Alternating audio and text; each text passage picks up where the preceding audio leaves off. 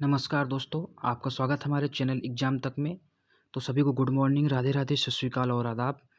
तो दोस्तों, आज हम करंट अफेयर की एक नई वीडियो आपके सामने लेकर आए हैं, जिसमें आपको हम 20 जून के मोस्ट इंपॉर्टेंट करंट अफेयर के प्रश्नों के बारे में बताएंगे। और इसमें हमने कुछ वन लाइनर के रूप में करंट अफेयर स्टैटिक जीके के प्रश्नों को ऐड किया है, जो कि आपकी आने वाली सभी परीक्षाओं के लिए महत्वपूर्ण है। दोस्तों, वीडियो शुरू करें इससे पहले आप सबसे छोटी सी रिक्वेस्ट है, अगर आप हमारे चैनल पर नए हैं तो हमारे चैनल को सब्सक्राइब करके बेल आइकन को जरूर क्लिक करें, जिससे हमारे वीडियो की कोई भी नोटिफिकेशन सबसे पहले आप पास पहुंच सके और आप अपने आने वाले सभी एग्जाम में महत्वपूर्ण अंक प्राप्त कर सके। तो चलिए शुरू करते हैं आज के पहले प्रश्न को बिना किसी टाइम को गंवाते हुए। विश्व शरणार्थी दिवस किस दिन मनाया जाता है? तो इसमें जो आपका राइट आंसर है वो है ऑप्शन नंबर डी, 20 जून को मनाया जाता है विश्व शरणार्थी दिवस के रूप में। 2022 में भारत के मुख्य सचिवों के पहले राष्ट्रीय सम्मेलन की अध्यक्षता किसने की? तो इसमें जो आपका राइट आंसर है वो है आपका ऑप्शन नंबर बी, भारत के प्रधानमंत्री नरेंद्र मोदी जी ने इसकी अध्यक्षता की। 2022 BWF Indonesia masters badminton championship में महिला एकल का खिताब किसने जीता है? तो इसमें जो आपका राइट आंसर है वो है आपका option number D, chain Yufei. 2022 में भारत के मुख्य सचिवों के पहले राष्ट्रीय सम्मेलन की अध्यक्षता किसने की? तो दोस्तों, ये क्वेश्चन रिपीट हो गया है। तो इसमें जो आपका राइट आंसर है वो है आपका ऑप्शन नंबर बी, प्रधानमंत्री, जो कि इसकी अध्यक्षता उन्होंने की। पहला भारतीय यूरोपीय सुरक्षा और रक्षा परामर्श किस राज्य में आयोजित किया गया था? तो इसमें जो आपका राइट आंसर है वो है आपका ऑप्शन नंबर ए, ब्रुसेल्स, बेल्जियम में इसके आयोजन किया गया था। रूस किस देश को पछाड़कर भारत का दूसरा सबसे बड़ा तेल आपूर्तिकर्ता बन गया है? तो किसको पछाड़कर सबसे बड़ा दूसरा जो तेल आपूर्ति करता है बन गया है? तो इसमें आपको जो राइट आंसर है वो ऑप्शन नंबर सी, सऊदी अरब को पछाड़कर दूसरे स्थान पर आ गया है रूस, तेल की आपूर्ति के मामले में। भारत सरकार ने रक्षा बलों के लिए 4 साल की कार्यकाल योजना अग्निपथ सैन्य भर्ती योजना शुरू की है। कौन सा विभाग योजना लागू कर रहा है? तो इसमें जो आपका राइट आंसर है वो है आपका ऑप्शन नंबर सी, सैन्य मामलों का विभाग है जो इस योजना का गठन कर रहा है। पात्र ग्राहकों को डिजिटल मोड के माध्यम से अपने किसान क्रेडिट कार्ड खातों में नवीनीकृत करने में सक्षम बनाने के लिए किस बैंक ने केसीसी डिजिटल नवीनीकरण योजना शुरू की है? पात्र ग्राहकों को डिजिटल मोड में माध्यम से इसमें क्रेडिट कार्ड को जो सक्षम नवीनीकृत के साथ इसको जो योजना बनाई जा रही है, तो किस बैंक के द्वारा शुरू की गई है? तो इसमें जो आपका राइट आंसर है वो है आपका ऑप्शन नंबर ए, इंडियन बैंक के द्वारा इसे शुरू किया गया है।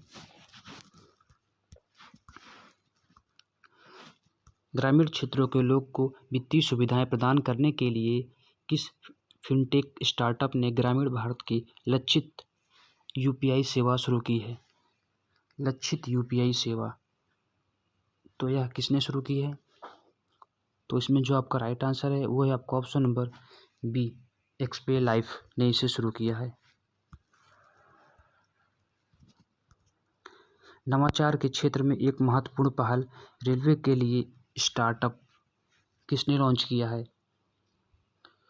तो इसमें जो आपका राइट आंसर है वो आपका ऑप्शन नंबर डी, भारत के रेल मंत्री अश्विनी वैष्णव जी ने इसे लॉन्च किया है।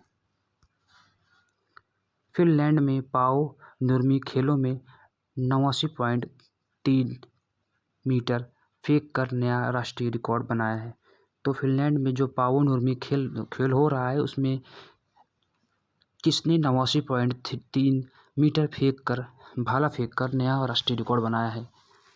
तो इसमें जो आपका राइट आंसर है वो आपका option number D, Neeraj Chopra ने यह रिकॉर्ड बनाया है। ड्रोन के लिए नीति को मंजूरी देने वाला पहला भारतीय राज्य कौन सा है? तो इसमें आपका राइट आंसर है ऑप्शन नंबर ए, हिमाचल प्रदेश। विश्व वृद्धावस्था जागरूकता दिवस किस तारीख को मनाया जाता है? तो इसमें आपको जो राइट आंसर है वो है आपका ऑप्शन नंबर बी, 15 जून को यह मनाया जाता है। किस बैंक ने अपनी केसीसी डिजिटल नवीनीकरण योजना शुरू की है, जिससे पात्र ग्राहक अपने किसान क्रेडिट कार्ड का नवीनीकरण कर सकें? तो इसमें जो आपका राइट आंसर है वो आपका option number D, Indian bank के द्वारा इसे शुरू किया गया है। 5G स्पेक्ट्रम की नीलामी कितने साल के लिए की जाएगी? तो इसमें जो आपका राइट आंसर है वो है आपका ऑप्शन नंबर सी, 20 सालों के लिए इसकी नीलामी की जाएगी। अंतर्राष्ट्रीय परिवार प्रेषण दिवस किस तारीख को मनाया जा रहा है?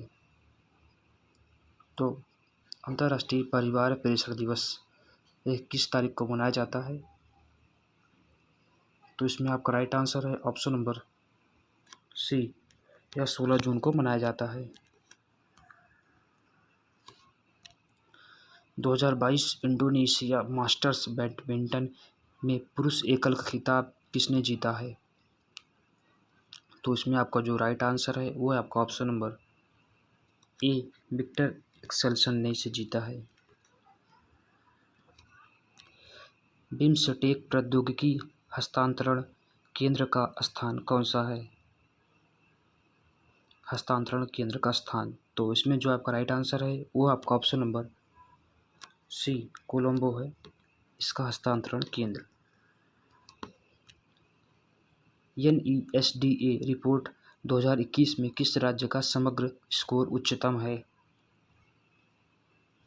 तो इसमें जो आपका राइट आंसर है वो आपका ऑप्शन नंबर ए, केरल का स्कोर है सबसे उच्चतम है इसमें। किस देश ने संयुक्त राष्ट्र कार्यालय में उपयोग किए जाने वाले वे फाइंडिंग एप्लीकेशन के प्रस्ताव को मंजूरी दी है? वे फाइंडिंग एप्लीकेशन तो किसके द्वारा मंजूरी की गई है इसकी? तो इसमें जो आपका राइट आंसर है इसका ऑप्शन नंबर बी, भारत ने इसे मंजूरी दे दी है।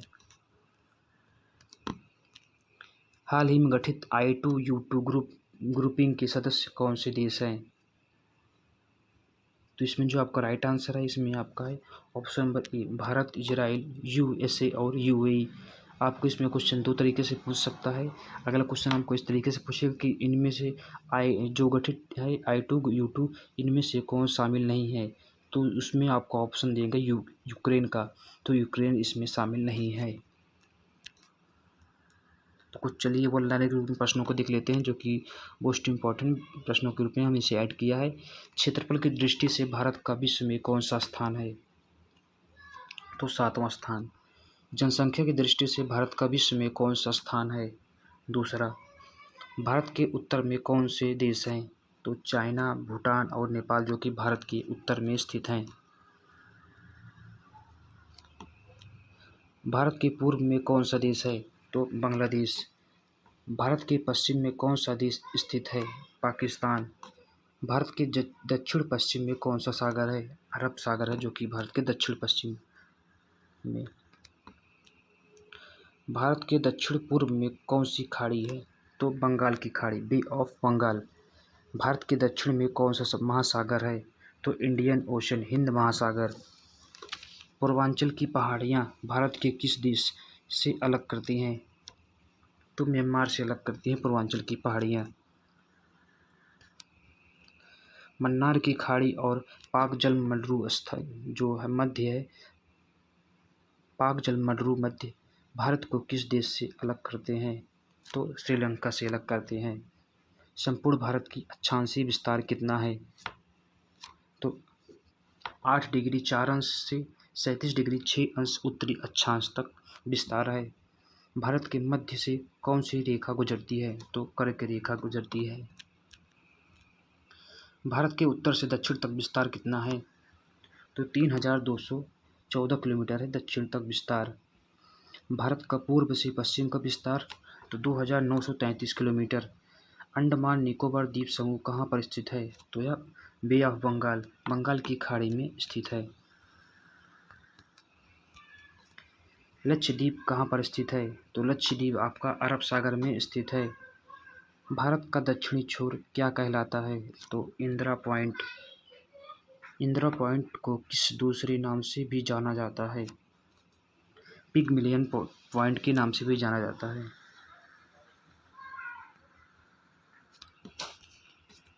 भारत का क्षेत्रफल विश्व के क्षेत्रफल का कितना है? तो 2.42%। विश्व की कुल जनसंख्या का कितने प्रतिशत भारत में निवास करता है? तो 17%। भारत का कुल क्षेत्रफल कितना है? तो भारत कुल क्षेत्रफल है 32,87,263 स्क्वायर किलोमीटर। भारत की स्थल सीमा से कौन से देश लगे हैं? तो बांग्लादेश, चीन, पाकिस्तान, नेपाल, भूटान। ये आपको थोड़ा गलत हो गया है। भारत की जो भारत की स्थल सीमा से लगे हैं, इसमें आपके 5 देश शामिल हैं।